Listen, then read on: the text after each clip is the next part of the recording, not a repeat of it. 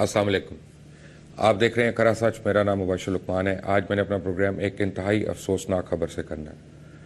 हमारी एक बहुत अच्छी और सीनियर कॉलीग जैस्मिन मंजूर ने समा टीवी से रिज़ाइन कर दिया, और ना सिर्फ उन्होंने रिज़ाइन किया बल्कि अब आप जैस्मिन को कभी टेलीविज़न पर नहीं देखेंगे, क्योंकि जैस्मिन सहाफ़त को छोड़ रही हैं और वो छोड़ के पाकिस्तान से दूर जा रही हैं, कनाडा जा रही हैं हमेशा के लिए। ये इसलिए हुआ कि जैस्मिन और उनके अहल खाना को कराची बेस्ड एक पार्टी से बेइंतहा जानलेवा थ्रेट्स आई, और ऐसे हालात और वाक़यात हुए कि उनके चैनल ने हाथ उठा लिए बकौल उनके, और उनको उतनी सिक्योरिटी नहीं प्रोवाइड की जिसकी उनको ज़रूरत थी। जैस्मिन के घर पे, जैस्मिन के दफ्तर पे और घर और दफ्तर के रास्ते में उनको बड़ी मुश्किलात का सामना करना पड़ा। आज मियाँ नवाज़ शरीफ से उनकी मुलाकात हुई, जो वज़ीर आज़म पाकिस्तान है, और वहाँ पे तकरीबन 90 सीनियर सहाफ़ी मौजूद थे, जिनमें पाकिस्तान के सीनियर मोस्ट एडिटर्स, एंकर्स और दीगर लोग भी मौजूद थे इस्लामाबाद में। और वहाँ पे सबके सामने उस भरी मजलिस में जैस्मिन मंजूर ने मियाँ नवाज़ शरीफ साहब को जब ये बात बताई तो वो रो पड़ी, और वो वहाँ ज़ारो कतार रो पड़ी और उन्होंने तहफ़्फ़ुज़ मांगा। आगे से बिल्कुल खामोश एक बयान आया उनका, हमें पता है, हम अफसोस कर सकते हैं। तो उसके बाद अब उन्होंने ये फ़ैसला किया है कि वो इस मुल्क में नहीं रहेंगी, और उसके बाद उन्होंने ये फ़ैसला किया है कि वो आइंदा प्रोग्राम भी नहीं करेंगी। पाकिस्तान में सहाफ़ियों के ऊपर होने वाले जबर और जुल्म की ये एक जीती जागती और लेटेस्ट मिसाल मौजूद है। जैस्मिन मंजूर के साथ मैंने काम भी किया, और मैंने उनके साथ बहुत काम किया, और मैं उनकी बहादुरी का मैं उस दिन कायल हुआ जब मैं उनके साथ लाल मस्जिद गया था पहली बार, और ये वो टाइम था जब लाल मस्जिद का ऑपरेशन शुरू हुआ था, और वो वहाँ अंदर तक चली गई थी, और दोनों अतराफ से जब फायरिंग हो रही थी उसकी भी उन्होंने परवाह नहीं की और वहाँ पे गई। इसके अलावा उन्होंने अफ़गानिस्तान में कवरेज किया, उन्होंने वॉर ऑन टेरर के ऊपर कवरेज किया। उनका बड़ा क्लियर स्टांस रहा है दहशतगर्दी के ऊपर, दहशतगर्दों के ऊपर। लेकिन आप ये सोच सकते हैं कि इतनी निडर और बेबाक सहाफ़ी जब वो इस तरह ब्रेक डाउन कर जाए तो उसके पीछे कितना प्रेशर होगा। सवाल यह है कि क्या वो अकेली हैं जिनके ऊपर ये प्रेशर्स आ रहे हैं? तो नहीं, ऐसा नहीं है। कुछ तरह खुशकिस्मत भी हैं कि उनके चैनल्स या उनके अखबारात इतना थोड़ा सा ज़ोर रखते हैं कि वो उन लोगों के आगे सर उठा के खड़े हैं और वो कहते हैं नहीं, हमारे एंकर्स या हमारे सहाफ़ी जो हैं वो हमारा असासा हैं, और वो कोई गलत बात नहीं कर रहे, रिपोर्टिंग कर रहे हैं। और अब अगर उनको रिपोर्टिंग से भी रोका जा रहा है तो फिर अलमान अल हफीज़। कुछ ऐसे ही लोग और मुश्तरका लोग जिनका मैंने जिक्र किया था टेलीविज़न पे भी पहले और ट्विटर के ऊपर भी, सोशल मीडिया के ऊपर, उन्होंने मुझे भी धमकियां दी, मेरे बच्चों को भी धमकियां दी, और मैंने ये फ़ैसला किया कि और कुछ हो ना सके किसी तरह या तो बच्चों को दूर कर दे आदमी या फिर सहाफ़त से दूर हो जाए, क्योंकि इस मुल्क में रहने का मतलब ये है कि अब कोई नाराज़ ना हो किसी से। आप सच बोलें नहीं, आप खरी बात करें नहीं, और अगर आप करें तो आप ये सोच के करें कि आपके दिन थोड़े हैं। आपके ऊपर इल्ज़ामात लगेंगे, आपके ऊपर झूठे इल्ज़ामात लगेंगे, आपके मुतालिक बातें की जाएंगी, आपकी बातों को काट छांट के बयान किया जाएगा, दिखाया जाएगा, चैनल्स पे भी दिखाया जाएगा, सोशल मीडिया पे भी दिखाया जाएगा, कहा जाएगा कि ये तो काफिर है और ये तो मुर्तद है और ये तो फलां है, और आपसे आपका कोई मौक़िफ़ नहीं लेगा, आपसे आपकी कोई राय नहीं लेगा। हाल ये है कि मेरे पास एक स्टोरी है जो मैं आपको पूरी स्टोरी नहीं बता सकता। पूरी स्टोरी इसलिए नहीं बता सकता कि मुझे अपने चैनल का भी ख्याल करना और अपना भी ख्याल करना। बहरहाल इमरान फारूक मर्डर केस पे रोज़नामा जंग ने पब्लिश की, न्यूज़ ने पब्लिश की, लेकिन this was only half truth. ये पूरी खबर नहीं है। इसके पीछे क्या खबर है असल, थोड़ी सी मैं आपको आज ज़रूर बताऊंगा कि वो 2 लोग क्यों अभी तक बरतानिया के हवाले नहीं किए गए।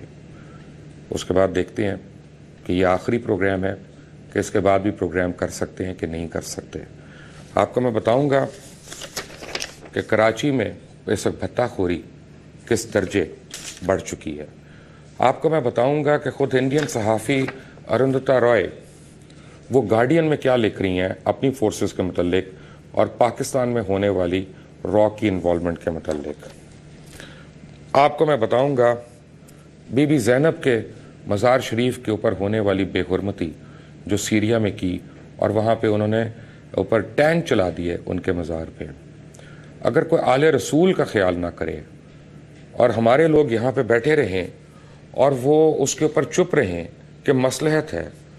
आपको अगर मैं दिखाऊंगा आज के सऊदी अरेबिया में, सीरिया में कुल मिला के अहले बैत और सहाबा कराम के कितने मज़ारात के साथ बेहुरमती की गई, तो फिर आप लोग ये सोच लीजिएगा कि हम किस दौर में ज़िंदा हैं और किन हालात में हम रिपोर्टिंग कर रहे हैं।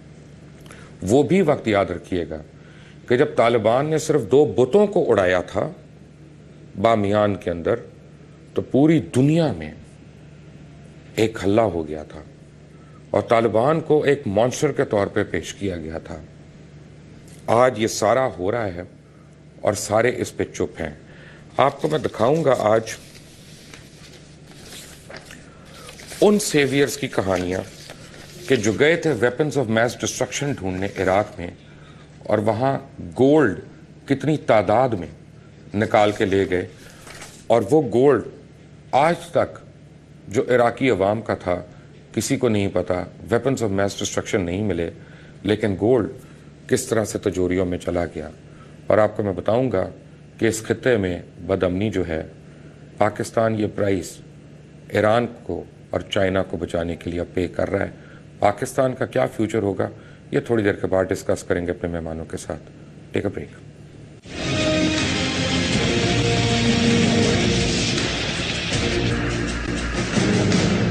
Welcome back from the break. मुझे ज्वाइन कर रहे हैं इस्लामाबाद से सीनियर जर्नलिस्ट, कॉलमिस्ट और तज्जिया निगार मोहतरम हारून रशीद साहब। मुझे ज्वाइन कर रहे हैं इस्लामाबाद से ही senior defence analyst brigadier Tariq Ejaz sahab. Haroon साहब, मैंने जो ओपनिंग में चंद बातें की और जैस्मिन मंजूर के और अपने हवाले से भी जो बात बताई, आपके तो इल्म में होंगी ये बातें। कुछ ना कुछ तो है जी। आप देख रहे हैं कि हमें कितना हमारे ऊपर प्रेशर्स हैं, ख़ास तौर पे एक मखसूस पार्टी के ऊपर अगर हम खबर भी दें तो हम बुरे बन गए।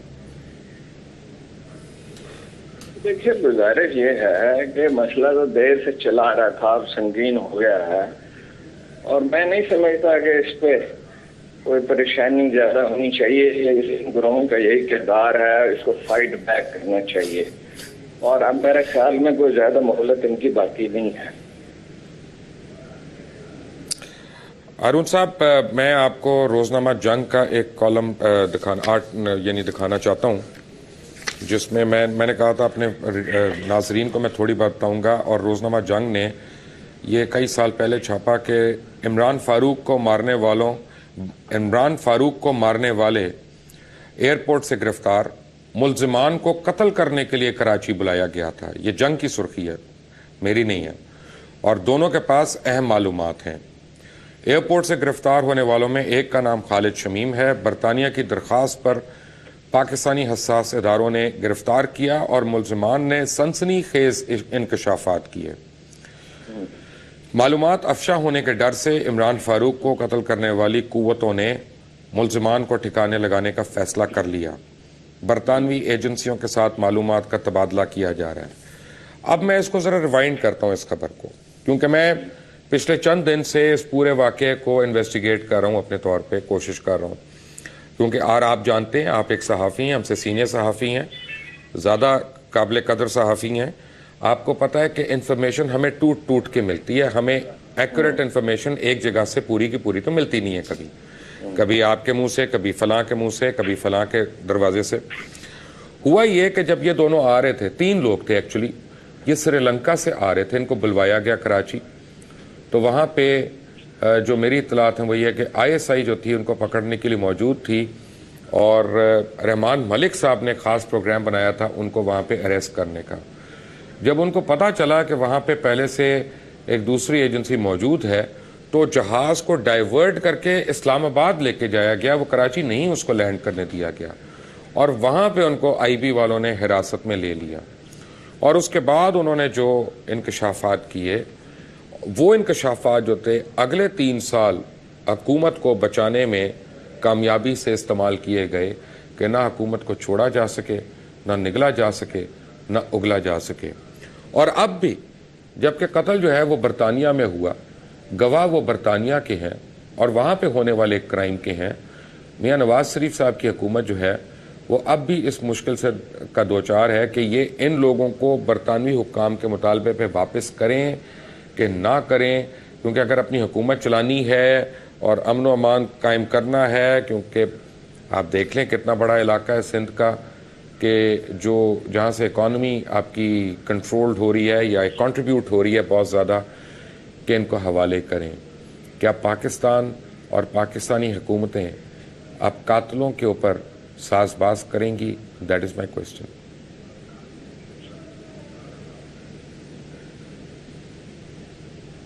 हारून रशीद साहब, आपको मेरी आवाज़ आ रही है? ये बिल्कुल क्लियर आ रही है आपकी आवाज। गुजारे ये है कि ये तो मामला अब तश्त-ए-बाम हो चुका, कुछ छुपा हुआ तो है नहीं, ये बात तो वाज़ेह है। मेरा ख्याल है कि नवाज शरीफ अगर चाहें भी तब इसे रोक नहीं सकते।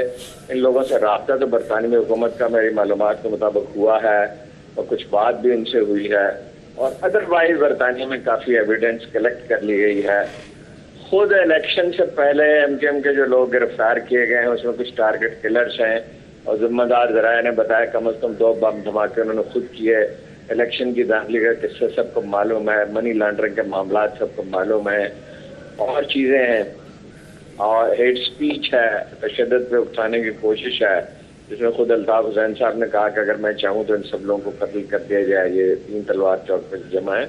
मेरा ख्याल अब इसको रोका तो नहीं जा सकता। अभी अपनी आखिरी कोशिश कर रहे हैं मीडिया को खामोश कराने के लिए, लेकिन मेरे ख्याल में ये कोशिश कामयाब नहीं रहेगी।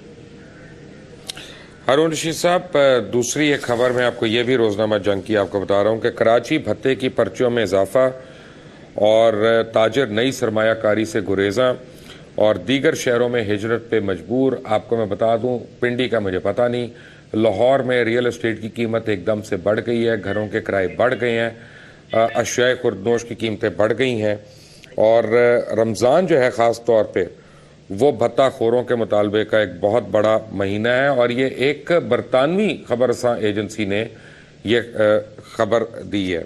जी, ये पिंडी में भी सूरत हाल कोई मुख्तलिफ नहीं है। यहाँ से वो 90 करोड़ रुपए जमा करके हर महीने भेजे जाते हैं तालिबान के लिए, और भत्ताखोरी का हाल तो हर जगह एक जैसे ही तकरीबन है। पंजाब में अब बढ़ रही है, और पुलिस चूंकि दूसरे कामों में लगी हुई है, हमेशा से हुक्मरान जिन कामों में से लगाए रखते हैं, तो सूरत हाल यहाँ कोई मुख्तलिफ नहीं है।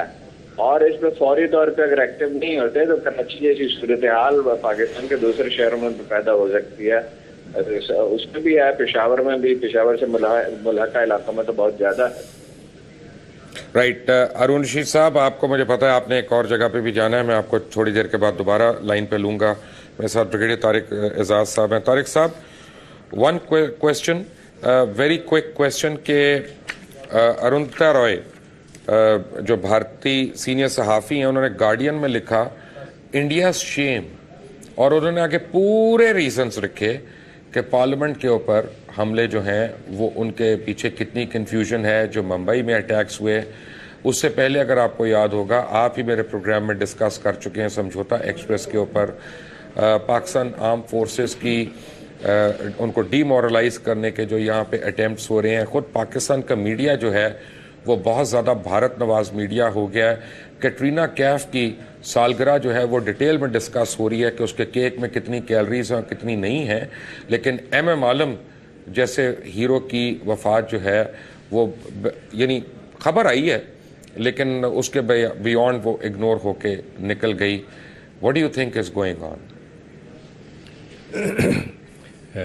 बिस्मिल्लाहिर्रहमानिर्रहीम। Thank you Luqman. यस, ये जो आपने क्वेश्चन उठाया, ये इस वक्त हम सारे पाकिस्तान, मुझे आपकी आवाज़ नहीं आ रही, ठहरे में आपकी आवाज़ में दोबारा चेक करवाता हूँ। हेलो। जी अब आए, आप बोलें जी, अब आपकी आवाज़ आ रही है। जी जी जी, thank you.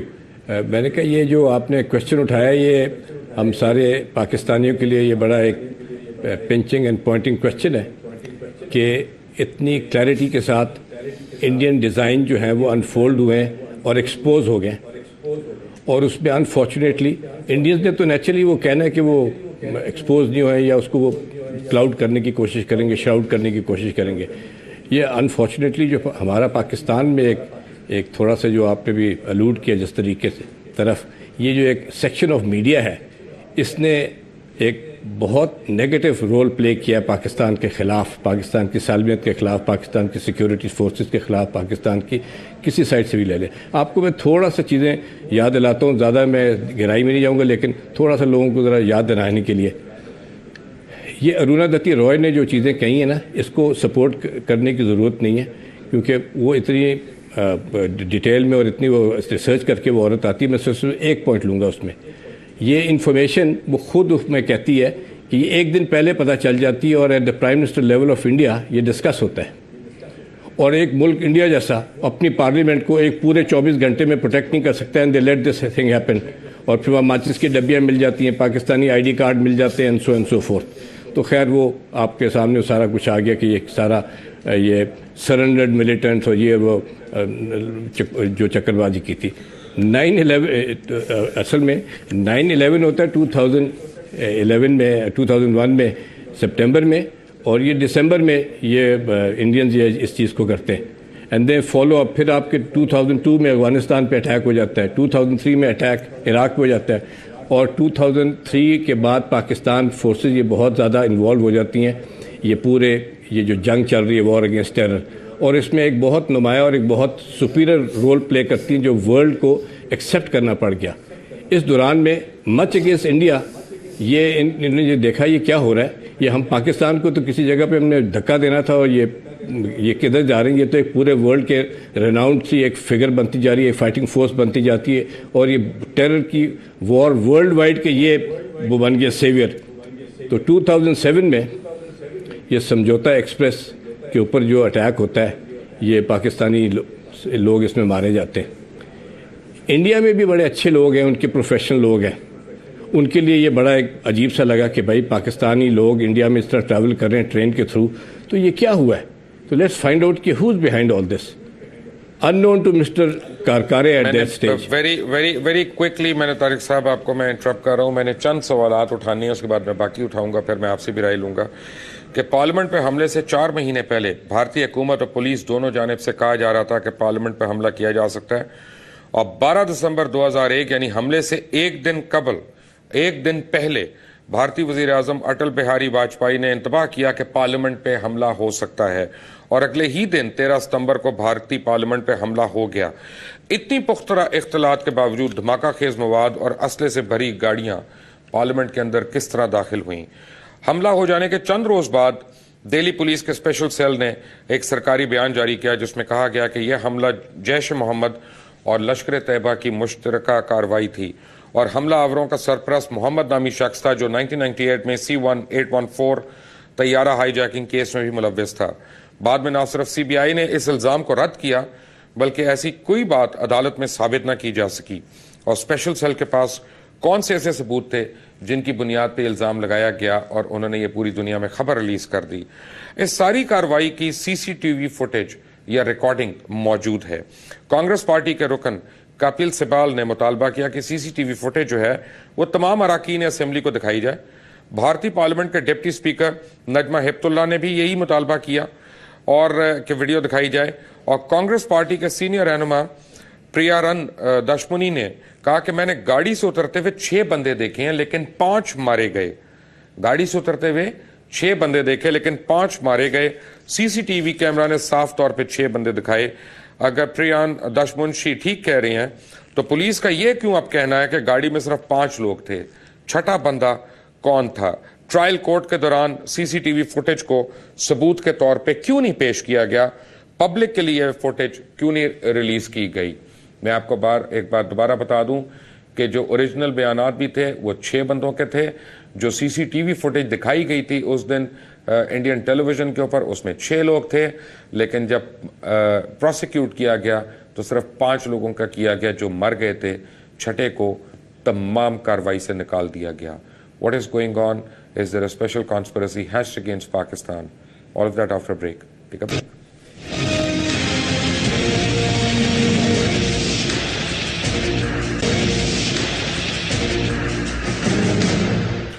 Welcome back from the break. Vajpayee और सोनिया चंद मिनट पहले पार्लियामेंट पे होने वाले हमले से बाहर निकल गए और इतनी बड़ी तरीके से पार्लियामेंट के ऊपर हमला हुआ, लेकिन एक भी पार्लियामेंट का मेंबर जो है वो जख्मी तक नहीं हुआ। मैं आपको बताऊं पार्लियामेंट की प्रोसीडिंग्स को क्यों एडजर्न कर दिया गया जब ये सारे सवालात उठाए गए। खुद भारतीय पार्लियामेंट के अंदर हमले के चंद दिनों बाद भारतीय हुकूमत ने वाजे कर दिया कि यह हमला पाकिस्तान ने करवाया और इसके ठोस शवाहिद मौजूद हैं, और इसके बाद 5 लाख से जायद फौज पाक भारत सरहद पर बिठा दी गई और बरसगीर को एटमी जंग की जानिब धकेल दिया गया। अफजल गुरु के एतराफ जो इसने टॉर्चर के दौरान दिया उससे हट के कोई और ठोस सबूत है पाकिस्तान के खिलाफ? क्या यह सच है कि पाकिस्तानी बॉर्डर पर भारतीय अफवाज की नकलो हरकत 13 दिसंबर से पहले ही शुरू हो चुकी थी? और बाय द वे ये मेरे सवालात नहीं है, ये अरुंधति राय के सवालात हैं, तो प्लीज बी क्लियर कि मैं कोई बोगस में ये सवाल नहीं कर रहा हूं। और मिस राय ने पूछा कि 1 साल तक भारतीय अफवाज को सरहदों पर बिठाने का कितना खर्चा हुआ और इस अमल के दौरान कितने फौजी मारे गए, बारूदी सुरंगों से कितने सिविलियन और फौजी मरे, और इस फौजी नकलो हरकत से कितने लोग अपने घरों और जमीनों से महरूम हुए जहां वो गुजर बसर के लिए काश्तकारी करते थे। क्रिमिनल इन्वेस्टिगेशन के दौरान पुलिस के लिए मौका वारदात से शवाहिद इकट्ठा करना इंतहाई अहम प्रोसेस होता है जो उन्हें मुलजिम तक ले जाता है। पुलिस अफजल गुरु तक पहुंची कैसे थी? स्पेशल सेल के मुताबिक सार गिलानी ने उन्हें अफजल गुरु तक पहुंचाया, लेकिन श्रीनगर पुलिस सार गिलानी की गिरफ्तारी से कबल ही बहुत पहले अफजल गुरु को गिरफ्तार कर चुकी थी। और फिर स्पेशल सेल ने किस तरह अफजल गुरु को 13 दिसंबर के हमलों से मुंसलिक किया?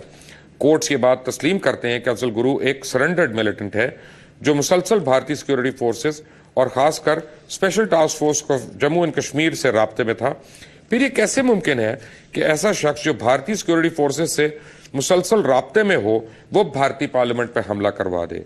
ये कैसे मुमकिन है कि लश्कर तैयबा और जैश मोहम्मद जैसी तंजीमें ऐसे शख्स पर एतबार कर लें जो मुसलसल भारत की स्पेशल टास्क फोर्सेस की ज़ेरे निगरानी हो और उनके राब्ते में हो और फिर पार्लियामेंट पे हमले भी करवा दे?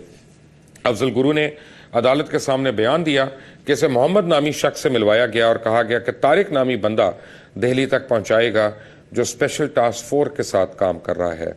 तारिक का नाम पुलिस ने अपनी चार्जशीट में भी दिया। तारिक कौन था और अब कहां है? पार्लियामेंट पे हमले के 6 दिन के बाद पुलिस कमिश्नर शांगरी ने हमलों में मारे जाने वाले जैश मोहम्मद के एक आम आदमी मोहम्मद यासीन फाते मोहम्मद उर्फ अबू हमजा को आइडेंटिफाई किया जो मुंबई 2000 के हमलों में गिरफ्तार हुआ और इसे जम्मू और कश्मीर की पुलिस के हवाले कर दिया गया था। अगर पुलिस कमिश्नर ठीक कह रहे हैं तो ऐसा बंदा जो जम्मू और कश्मीर की पुलिस के पास था किस तरह भारतीय पार्लियामेंट पर हमला करने पहुंचा? और पुलिस कमिश्नर गलत है तो मोहम्मद यासीन अब किसकी हिरासत में है? अभी तक ऐसा क्यों है ये हम नहीं जानते कि भारतीय पार्लियामेंट पे हमले के दौरान मारे जाने वाले अफराद कौन थे। ब्रिगेडियर तारिक अज़ाज़, ये वो सवालात हैं जो भारतीय सहाफ़ी अरुंधति राय ने उठाए हैं और ये मेरे सवालात नहीं हैं, लेकिन यहाँ पे हम इनकी रोशनी में क्यों नहीं बात करते?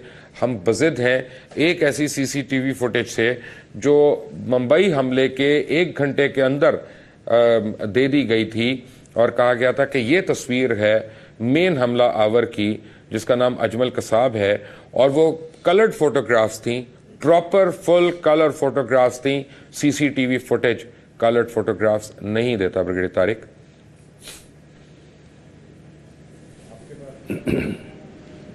जी, एक तो अरुंधति रॉय के जो क्वेश्चंस हैं वो अभी तक इन्होंने आंसर नहीं किया और आपने उनका ये जो पढ़ के सुनाया है this is exactly to the point. Coming to this Mumbai thing which is much more serious and it's actually ये इंडियंस को बहुत ज़्यादा इम्प्लिकेट करता है इनकी सारी हरकतों को। अगर आप अजमल कसाब की वो एक फेमस पिक्चर जो है वो अगर दिखाएं तो आपको पता चलेगा कि वो जो आप जिसकी बात करें आयरन क्रीज लगी हुई नए जूतों के साथ उसकी वो पिक्चर है, वो आप ज़रूर दिखाइएगा। एक आदमी जो 9 घंटे समंदर में दिखाएं जी, एक गंदी हाउस साहब की तस्वीर दिखाएं। वो उसको आप जरा क्लोजअप करके इनको दिखाइएगा कि ये अंदर से वहाँ जैसे वहाँ शेव वेव करके सारा बैठ के, और वो क्रीज अभी तक आपको नजर आएगी, जूते उसके खास तौर पे दिखाइएगा। और ये 9 घंटे के वो जहाज में गंदी सी किश्ती में बैठ के सपोजिडली आया था एंड ऑल दैट हो सकता। लेकिन मैं आपको पहले भी जो चीज़ पे ला रहा था, जो मैं आपको बता रहा था, जब ये समझौता एक्सप्रेस का ये 2007 फरवरी में ये हुआ, तो एक इंडियन अपने भी तो चले, उनके भी तो लोग अच्छे प्रोफेशनल लोग हैं, उन्होंने कहा कि भाई ये पाकिस्तानी लोग इतने सारे जला भुन के मार दिए, ये बड़ा हमारा नाम बदनाम हो रहा है। उधर पूरा अमेरिका ने प्रेशर डाला है इंडिया के ऊपर कि भाई यहाँ लड़ाई हो रही है पूरी इस बॉर्डर के ऊपर अफगानिस्तान में, आप ये पाकिस्तान में क्या चीज़ें हैं और इसके साथ ये कर रहे हैं, उस तरह टेंशन मत क्रिएट करें। और इस तरह ये हमारे साथ खड़े हुए और ये वर्ल्ड की पूरा ये हमारा खड़े हुए, ये इंडियंस को पसंद नहीं आ रहा था कि ये क्या हो रहा है, पाकिस्तान इतना फोकस में, राइट फोकस में क्यों आ रहा है। तो ये इन्होंने जला दिया। अब उसको जब ये जला तो इनको इंटरनली फीलिंग हुई, तो इनका ये जो एंटी टेररिस्ट फोर्स का ये जो DIG था, ब्रिगेडियर के रैंक का, ये उसने इन्वेस्टिगेशन की, बड़ा दयानतदार, बड़ा अच्छा अफसर, बड़ा प्रोफेशनल अफसर, उसने 1.5 साल के अंदर वो सारी कड़ियाँ जोड़ के and he came to a conclusion के कौन ये कराता है। ये मुझे कंप्लीट करने दीजिएगा, ये थोड़ा सा ज़रूरी है समझने के लिए कि क्या चीज़ है, टू सेट द टोन। तो जब वो पता चला तो वो उनको it went to serving officers Indian army के, जो उनके रॉ में और उधर भी काम करते थे, ये उनकी तरफ चलेगा सारा। इसने शेर के बच्चे ने क्या किया, वो अपने कोर्स में जाके सारा लड़ाई करके इसने उस सर्विंग लेफ्टिनेंट कर्नल को, उसके साथ मेजर्स को अरेस्ट किया। जब वो अरेस्ट किया, नो ये रिमेंबर, ये 2007 फरवरी को होता है, ये 2007 और ये 2008 शुरू में ये सारा भी इन्वेस्टिगेशन हो रही है और ये यहाँ पहुँच रही है और ये अरेस्ट कर लेता है। और जब ये इनको ले लेता है और ग्रिल करना शुरू करता है तो इट स्टार्ट अनफोल्ड करना, लगता है कि तो पूरा इंडिया की जो स्टेट एजेंसीज हैं ये पूरा मिलकर ये किया इन्होंने, और ये क्या कर रहे हैं। तो इन्होंने क्या किया कि इसको किस तरह अभी करें। अब ये 2008 तकरीबन ये आ रहा है, अभी उसके एंड आ रहा है, उस वक्त ये डिसाइड करते हैं, ये पूरी यहाँ जंग हो रही है दूसरे फ्रंट के ऊपर, और ये पाकिस्तान को ये इतना अच्छा नाम हो रहा है, इंडिया के यहाँ बदनामी हो रही है, और ये इंटरनली इंडिया में इसने पकड़ के इंडियन आर्मी के और इसने सारे इनके एजेंसीज को सामने नंगा करके खड़ा कर दिया, कैद किया हुआ उसको।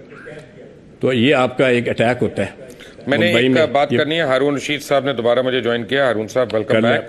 हारून साहब, मैंने ये पूछना है कि मखसूस एजेंडे के साथ मुझे ये लगता है कि अफवाज पाकिस्तान और पाकिस्तान के इदारों को टारगेट किया जा रहा है, मलाइन किया जा रहा है, और कभी तो हम ये बताते हैं कि बड़े खौफनाक इदारे हैं, और कभी हम ये बताते हैं कि ये इतने बेवकूफ़ हैं कि ये किसी के PA को 6-6 लाख रुपए की पेमेंटें करके साइन कर रहे होते हैं ऊपर, ताकि रिसीविंग भी आ रही है और प्रूफ भी आ रहा है कि वो दे रही हैं। दोनों बातों में इतना बड़ा तजाद, तो हम करना क्या चाह रहे हैं अपने मुल्क के साथ? देखिए, गुजारा यह है कि बहुत सी फोर्सेज हैं जो पाकिस्तानी अफवाज और एजेंसियों के खिलाफ काम करें। एक तो पाकिस्तानी पॉपुलेशन का नुक्ता नजर है, तो पाकिस्तानी अवाम के नुक्ता नजर से फौज और एजेंसियों पे जितनी भी तनकीद की जाए वो एक अलग मसला है। एक है राह का एजेंडा, मोसाद का, CIA का। अभी मैंने अर्ज किया था, कल लिखा था कि बलूचिस्तान से ऑफिसर पकड़े गए हैं बलूचिस्तान की खुफिया एजेंसी के बम प्लांट करते हुए। इसमें अब एक मीडिया ग्रुप है जो पाकिस्तान की फॉरेन पॉलिसी जो उसको इन्फ्लुएंस करने की कोशिश करता है। आप देखेंगे इतने बड़े वाकयात हुए, इंडियन ऑफिसर्स ने तस्लीम किया, पार्लियामेंट का तस्लीम किया, और पार्लियामेंट में असल बात यह है कि जो सूफी मोहम्मद के लोग अफगानिस्तान गए थे उनमें से कुछ लोगों को कल्टिवेट किया गया और उनके जरिए वो काम किया गया था, वो भी एक पूरा ड्रामा था। अच्छा, अब ये जो इंडिया के नुक्ता नजर से और अमेरिका के नुक्ता नजर से, अमेरिकी भी पाकिस्तान को डिस्टेबलाइज करना चाहते हैं। हम सब जानते हैं कि बलूचिस्तान में मदद कौन दे रहा है। कबायली इलाकों में राह के लोग तकरीब कार्य करने वालों के साथ राब्ते में हैं, उनके रिकॉर्डिंग्स मौजूद हैं। ये जो फोर्सेज हैं ये किसके कहने पे एक्टिव होते हैं? कोई इंसानी हुकूक के अदारे हैं जो बलूचिस्तान में बहुत सरगर्म है, सो कॉल्ड, और उनके लोग इंडिया जाते हैं। अभी एक साहब 2-4 दिन पहले एक अखबार रवि साहब इंडिया तशरीफ ले गए हैं, वो नवाज शरीफ साहब के करीब है, और नवाज शरीफ साहब ने यहाँ तक आपको याद है कह दिया था मुजफ्फराबाद में खड़े होकर कि कश्मीरियों पर इतना जुल्म इंडिया ने नहीं किया जितना पाकिस्तान आर्मी ने किया। और इस पर इंडियन एम्बेसडर ने मुशाहिद हुसैन से कहा कि वी आर प्लेजेंटली सरप्राइज्ड कि मियां साहब डिड नॉट मेंशन इंडिया और इंडियन आर्मी इन कश्मीर। तो ये बिल्कुल सामने वाले ट्रांसपेरेंट है, यानी हुकूमत कोई रिएक्शन नहीं दे रही। इंडिया से खबरें आ रही हैं कि ये किया गया पाकिस्तान को बदनाम करने के लिए, हुकूमत हमारी खामोश है, वज़ारत ख़ारिजा हमारी खामोश है, मीडिया ग्रुप्स हमारे खामोश है। तो ये बिल्कुल वाज़ेह है कि कौन लोग कर रहे हैं और किस लिए कर रहे हैं और किस वक्त कर रहे हैं, जब पाकिस्तान आर्मी पाकिस्तान से दूर हो रही है, अलग हो रही है, जब किसी एक शख्स ने कोई इल्जाम नहीं लगाया कि इस इलेक्शन में आर्मी का कोई रोल हो, धरती बराबर भी उन्होंने कोई किरदार अदा किया, उस वक्त ये कंप्लेन क्यों उठाई जा रही है? तो इसका मकसद बिल्कुल वाज़ेह है। हारून रशीद और ब्रिगेडियर तारिक, आप हमारे साथ रहिएगा। एक ब्रेक के बाद आपके पास आते हैं। ठीक है ब्रेक।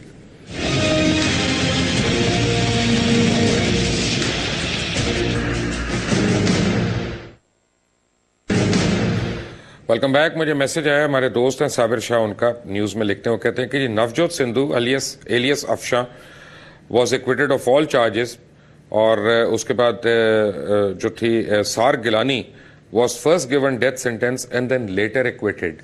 ये भी एक बड़ी हैरान कौन बात थी। राय की बातों में इन्होंने एक दो बातें और कर दी। अजमल कसाब की वो तस्वीर जो तारिक एजाज ने कहा था, आप देखें ज़रा, ये तस्वीर बड़ी इंटरेस्टिंग है। ये उनकी पैंट की क्रीजें, जिस तरह उन्होंने कहा था, उनके जूते, यानी वो बिल्कुल साफ जॉगर्स जो थे उनके, सब कुछ है वहाँ पे। Anyway, very quickly brigadier Tariq, लगता यह है कि पाकिस्तान अपने दुश्मनों से जरा क्लोजअप लेके जरा ये अजमल कसाब की पतलून की जरा क्रीज दिखा दीजिएगा और ये इसके जूते भी दिखा दीजिएगा। क्रीज दोबारा दिखाएं, इनको बताएं कि ये 9 घंटे बोट में आया है अंधेरे में, और इसकी क्रीज पतलून में एक दाग नहीं लगा हुआ, और जरा उसकी क्रीज भी दिखाइए, वो पिछली लात पे नजर आ रही है, और जूते जरा दिखाइएगा साफ सुथरे। ये वहाँ से जहाँ से इन्होंने इसको रखा हुआ था वहाँ से रिलीज कर दिया था, जो भी इन्होंने करा। अब बताइए, मैंने बात करनी है कि मैं आगे ताकि बताऊं? नहीं, बस जी मैंने आपसे सिर्फ लास्ट सवाल पूछना है, आपके पास आधा मिनट है जवाब देने के लिए, कि पाकिस्तान को लगता ही है कि बैरूनी दुश्मनों से इतना नहीं जितने अपने अंदर छुपे हुए पाकिस्तान दुश्मनों से मुकाबला करने में है। जी बस मैं इसको इसी तरह कड़ी इसकी जोड़ देता हूँ कि वो मैं आपको बता रहा था, जब इन्होंने वो ढूंढ लिया तो इन्होंने पहले घंटे में 6 दिन के ऑपरेशन में, मुंबई के पहले घंटे में, वो जो इंडियन एंटी टेरर फोर्स का कमांडर है, जो मोस्ट प्रोटेक्टेड बंदा, फ्लैग जैकेट्स पहनी हुई है, 4 पीछे से गोलियां मार के चारों बंदों को इन्होंने पहले घंटे में, 6 दिन के पहले घंटे में उसको मार दिया। वो आपका समझौता एक्सप्रेस साइट पे गया, आपका हो गया। आपका एक सेशन ऑफ मीडिया ने कल परसों टीवी पे कहा है कि क्योंकि वो वहां से पूछा गया कि जी वर्मा या मानी ने ये कहा है, तो उन्होंने कहा जी नहीं कहा गया, तो बस वो जी खत्म बात। मैं तो हैरान होता हूँ कि हमें हो क्या गया है और ये हम किस डायरेक्शन में ले जाने की कोशिश कर रहे हैं। हारून रशीद साहब, मैंने एक हट के सवाल करना है वेरी क्विकली। जुलाई 1, 2013 ये अखबारात में खबर आई कि अल्ताफ हुसैन ने एक्यूज किया लंदन पुलिस को कॉन्स्पिरेसी का। तो अब वो एक्यूजेशंस दोबारा नहीं आ रही हैं। एक तो उन्होंने ये नहीं बताया कि क्या कॉन्स्पिरेसी है, दूसरा अब सारा ठंड पड़ गई है और लग ये रहा है कि कुछ मुकवका हो गया। क्या इसमें कुछ सदाकत है? मेरा ख्याल है कोई कोशिश कर रहे हैं वो पाकिस्तानी एस्टेब्लिशमेंट के साथ भी कोई मामला तय पा जाए और बरतानिया के साथ भी तय पा जाए, लेकिन मैं अपनी इस राय पे कायम हूँ जो मैंने आपसे अर्ज किया था कि अब ये मुमकिन नहीं है, इसलिए कि वहाँ पाकिस्तानी मुतर्रक है। मामला उस पुलिस के पास है जिसकी अपनी प्रेस्टीज स्टेक्स पे है, जो उसने सदियों में बनाई है, और जाहिर है मीडिया भी उसमें भी चीजें छपने लगी हैं। तो वो अल्ताफ हुसैन साहब की कोई ज़हनी कैफियत ऐसी है, आपको पता है, कोई 3-4 मुख्तलिफ जो तकरीरें की उन्होंने किस तरह की, बीमार भी वो हैं और ज़हनी दबाव भी बड़ा सख्त है, पार्टी में तकसीम भी है, लेकिन कोई डील नहीं हो सकती, मेरा नहीं ख्याल। मुमकिन है नवाज शरीफ साहब कोई डील। हारून रशीद साहब, क्या इसमें सदाकत है कि अल्ताफ हुसैन को कैंसर है और वो बहुत आगे की स्टेजेस का खुदा न खास्ता कैंसर है? मैं एक चीज की तस्दीक कर सकता हूँ पूरे वसूख के साथ, एक वो ड्रग्स पे हैं, दूसरा वो बाइपोलर के मरीज हैं। बाइपोलर तो पूरा पाकिस्तान लगता है मुझे, यहाँ पे सिर्फ एक वो तो नहीं है, हम सारों के 2-2 चेहरे हैं। संगीन मरीज है, और तीसरी बात ये कि वो स्टीरॉइड ले रहे हैं, इसकी मैं तस्दीक करता हूं। Right, thank you very much sir. Haroon Rashid sahab और तारिक एजाज साहब, आपका बहुत बहुत शुक्रिया। चलते चलते मैंने इंतहाई दुख के साथ एक बात कहनी है, मैं लेट हो गया हूँ कहने में, इसके लिए मैं शर्मिंदा हूँ कि बीबी ज़ैनब के मज़ार बेहुरमती की गई है सीरियन फोर्सेस की जानिब से, उसकी जितनी शदीद मजम्मत की जाए वो कम है। और मैं ये समझता हूँ कि अगर आप लोग आवाज़ नहीं उठा सकते, अपने अपने चैनल्स पे नहीं दिखा सकते, अपने अपने अखबारात में इसका तस्करा नहीं कर सकते, तो खुदारा या तो फिर ऐसे सब कुछ काम छोड़ दें, या कम से कम दिल में ही मान लें कि यह जुल्म हुआ है और ये इसकी इजाज़त नहीं होनी चाहिए। हमें सोचना पड़ेगा बड़ी चीज़ों पे। एक बात मैंने भी सोची है, Jasmine Manzoor, you are a friend and I cherish our friendship. ये फोरम, ये प्रोग्राम आपके लिए अवेलेबल है, जब भी आके आपने अपनी साइड ऑफ द स्टोरी देनी हो। अंटिल टुमारो, अल्लाह हाफिज़।